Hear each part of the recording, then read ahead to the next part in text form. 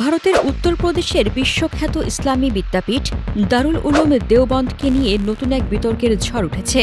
বাবরি মসজিদ, জ্ঞানবাপী এবং মথুরার শাহী ঈদগার পর এবার কট্টর হিন্দুবাদী সংগঠনগুলোর নিশানায় পরিণত হয়েছে এই ঐতিহাসিক শিক্ষা প্রতিষ্ঠানটি। হিন্দু রক্ষা দল দাবি করছে, দেওবন্দ মাদ্রাসার ক্যাম্পাসের নিচে চাপা পড়ে আছে এক প্রাচীন শিব মন্দির। ভারতের উত্তরপ্রদেশের সাহারানপুর জেলা সদরের সম্প্রতি হিন্দু রক্ষা দলের নেতা ললিত শর্মার নেতৃত্বে একটি বিক্ষোভ মিছিল অনুষ্ঠিত হয়। মিছিল শেষে জেলা ম্যাজিস্ট্রেটের কাছে একটি স্মারকলিপি জমা দেয় সংগঠনটি। তাদের দাবি, দারুল উলুম দেওবন্দের প্রধান ক্যাম্পাসের প্রায় ১৪ ফুট নিচে একটি প্রাচীন শিব মন্দির সমাহিত রয়েছে। বিক্ষোভকারীদের দাবি, ওই এলাকার আদি নাম ছিল দেববন বা দেবতাদের বন। তাদের অভিযোগ, মুসলিম শাসনামলে এটি দখল করে নাম বদলে দেওবন্দ রাখা হয়েছে। তারা এখন আদালতের তত্ত্বাবধানে প্রত্নতাত্ত্বিক জরিপ ও বৈজ্ঞানিক খনন কার্যের দাবি জানাচ্ছে। তবে ঐতিহাসিক তথ্য বলছে ভিন্ন কথা।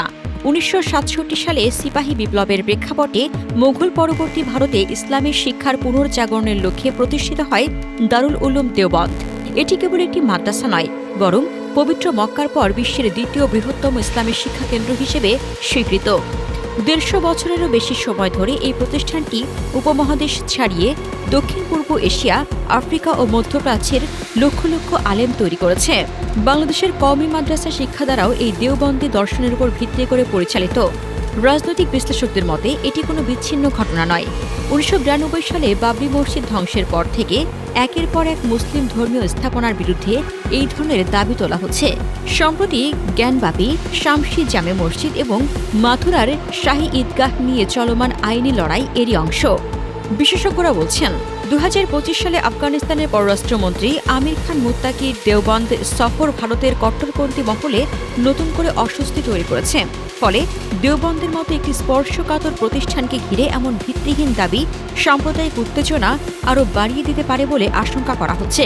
বিশ্বের কোটি কোটি মুসলমানের আবেগ ও বিশ্বাসের সাথে জড়িত এই প্রতিষ্ঠানটিকে নিয়ে এমন দাবি ভারতের অভ্যন্তরীণ রাজনীতির মেরুকরণকে আরও স্পষ্ট করে তুলছে। এখন দেখার বিষয়, প্রশাসন ও আদালত এই স্পর্শকাতর ইস্যুটিকে কিভাবে মোকাবেলা করে।